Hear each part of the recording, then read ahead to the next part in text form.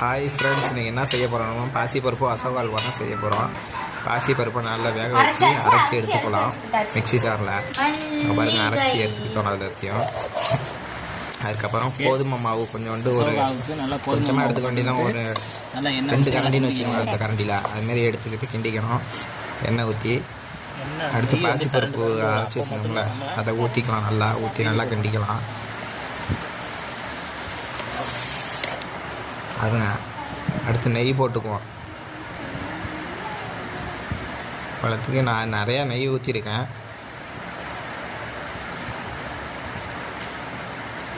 நம்ம எவ்வளோத்துக்கு அதிகமாக நெய் ஊற்றுறோமோ அவ்வளோத்துக்கு நல்லா திரண்டு வரும் அசோகா அல்வா.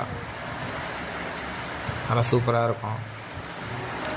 பாசிப்பருப்பு தண்ணி லாஸ்ட்டு அதை கழுவி அதை ஊற்றிக்கலாம்.